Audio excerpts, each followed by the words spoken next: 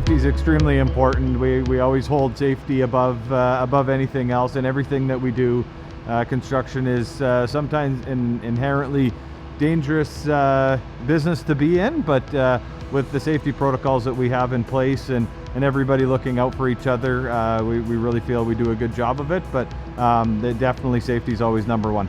But every single worker, one of the first things they do when they walk onto our job site is scan the QR code. That QR code links them to a health survey where we ask them questions about their health, where they've been, are they expecting a COVID test in the future or awaiting test results. Through that, we can maintain a continuous contact of all our workers that show up on site, so we know who they are, where they've been, and how they're feeling each and every day. PPE changes we have made during the pandemic is obviously cleanliness and masks, mandatory everywhere. That's a non-medical mask. You would have typically seen N95 particle respirators on our sites all the time. As far as additions to PPE, there hasn't been very many. We've already had these things on sites, things like face masks and gloves. And another thing you'll see a little more is anti-fog glasses or anti-fog wipes, just to deal with the fog coming from the masks. So early in the pandemic, when there was carpooling restrictions, we limited to one person per vehicle. We often do projects out of town where oftentimes our people traveled together. That was definitely eliminated for a short period of time. Things have changed since then slightly, but we're trying to still limit the number of people in any vehicle when they're traveling, and if it is mandatory that people be in the same vehicle at a time, it's mandatory masks the entire time they're in the vehicle together. All of our tools are stored in a central location, and how we deal with it is when the tools are brought back to the CCAN where they are stored.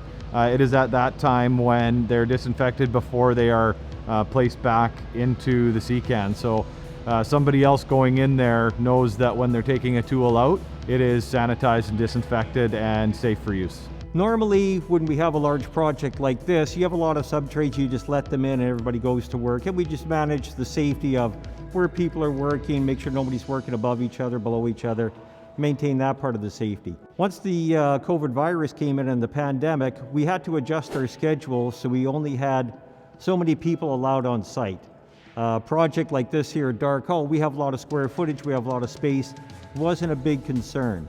Some of our smaller projects, we had to adjust the schedule, so we only had 2, possibly 3 trades and 2 workers from each trade on site at one time, and tried to get them to do sections of the project, complete that, so another trade could come in and take over, and we could keep the project moving forward. As far as ensuring there's a place to wash your hands on site, we already had to have some means to wash hands. We did definitely take it to another level once the pandemic hit. Some of our guys have been very creative. One superintendent on our sites actually created a sink with millwork, and he's used an actual pump system to pressurize and flow water out. We've done things like have laundry sinks and hand pumps with jugs of water on the side as well.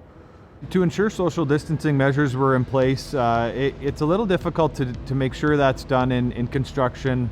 There are different tasks that need to be done that require people to just be within 6 feet of each other. So that's where we've implemented mandatory mask use, obviously, when they're within 6 feet. The nature of construction is usually having coffee breaks and lunch breaks in a small office trailer type scenario. In that scenario, we've staggered breaks, staggered lunches. If possible, we've tried to stagger shifts on a couple different projects just to limit the amount of people on site at one time as much as possible, and then obviously in those small spaces as much as possible.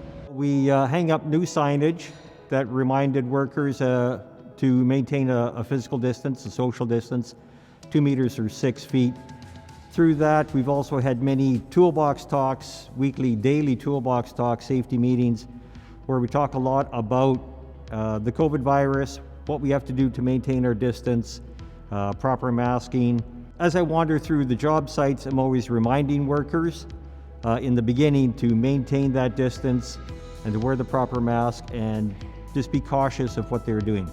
A lot of it was through safety meetings, signage, and a lot of reminders in the beginning.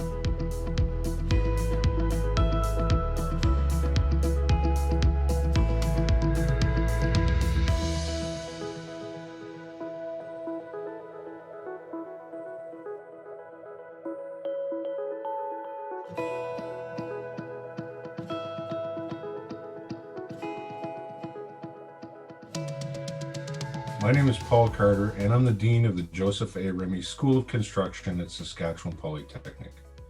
I'd like to thank you, the men and women of the construction industry in Saskatchewan, for taking additional safety measures during this pandemic. Your efforts play a big part in making sure our job sites can continue to do the work in this unprecedented time of change. Safety in construction has long been important. This past year, you've all had to adapt to additional forms of protective equipment and new ways of working with each other. Your good example of safety has not gone unnoticed, and it's making a difference in our province. So thank you so much.